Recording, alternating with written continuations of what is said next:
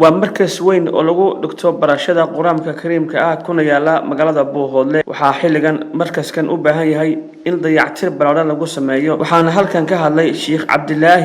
محمد حسن جامع أو إساقو مامل كان مركز كان قعنتكو هيا أو لغو برتو براشدة شريعة إسلام كي قرآن كريم وحا الشيخ فرنو درقو هندك إسلام كي أجعل خير إن كسو قيب قلان سيدي مركز كان اسمه أقارة ويالا لها من الشيطان الرجيم فكلي واشربي وقري عينا فإما ترين من البشر أحدا فقولي إني نذرت للرحمن صوما. meeshan waa mowdac quraanka lagu barto iyo diinta lagu barto waxaan u soo qabanay galabta in aan dadka muslimiinta u bandhigno si ay maartay khayraadkooda maartay wax uga qabtaan ardayda hadda fadhida waa artaan inta in leeyna way ka maqan tahay waa maartay xilli kale ay soo galisaa intana waa xilligan kale soo gashaa marka xogaa malcaamadii iyo meeshii quraanka kalaamkii lagu baranayay ayaa xogaa yar dayacan waxaan doonaa marka dadka muslimiinta inaan u soo bandhigno maadaama ihsaanku jecel yihiin ay dadku inay wax qabtaan jecel yihiin oo inay khayr ka faa'iideystaan ay jecel yihiin yaan doonaa amad u soo bandhigno ilaahayna quraanka wuxuu ku leeyahay lan tanaalul birra hatta tunfiqu mimma tuhibbuna min shay wanaaga gaari meeysan ilaa aad bixisaan waxaad jeceshihiin marka maadaama meeshan meelaha wax lagu bixiyo meesha ugu fadli badan ay tahay haddii sawaaqada jaariya waa meesha quraanka lagu dhiganayo dayacan qof walba marka muslim ah inuu hawsha u dabco maartay wuxuu bixin karo mucaawada gashado ayaan galabta u soo galay meeshan dadka muslimiinta ah waxay jecel yihiin jeeran maartay sidoo kale markii wax loo sheego inay ka qayb qaataan qof walbana dan buu leeyahay qof walba oo dan leh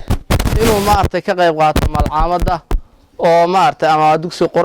quraanka meesha lagu xifin jiray hadda waxaan u baahanahay oo maartay meesha u baahan tahay hadda waa artaan oo laba qol oo jingada yar yar ayaa meesha ka dhisan ardada aan qaadin gabdhi iyo rag bale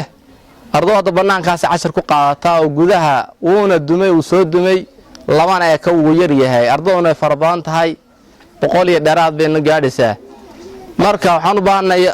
oo hadda maartay u sii baahan meel ay ardayda quraan ku dhigato ayaa meesha yaa guriga ka dumay laba qol oo maartay ee quraanka ku dhigataan oo maartay ama wixii ka sii farabadan ee loo heli karo ka bacdi malcaamada axwaasheeda waxa si wacan uga warbixiyay sheekha malcaamada waxa laga yaabaa wax badan oo kale oo sida maadiga kale dhulka lagu dhigto oo la qurxiyaa guryaha ay ku noolnahay waan qurxinaa laakiin inta badan madrasadaha diinta ilaahay lagu baranayo lamana qurxiyo xilna la iskama saaro waana wax aad diinimo uga islaamnimada iyo jiritaanka ummadda islaamka hadda waad aragtaan meeshan deyrku waa jiingada iyo qoryo la isku xiray guriga waxa uu labada qol jiingada labada qol way dhacayaan wayna daldalaalana waa shaandho roobna ma celinayaan dabayl ma celinayaan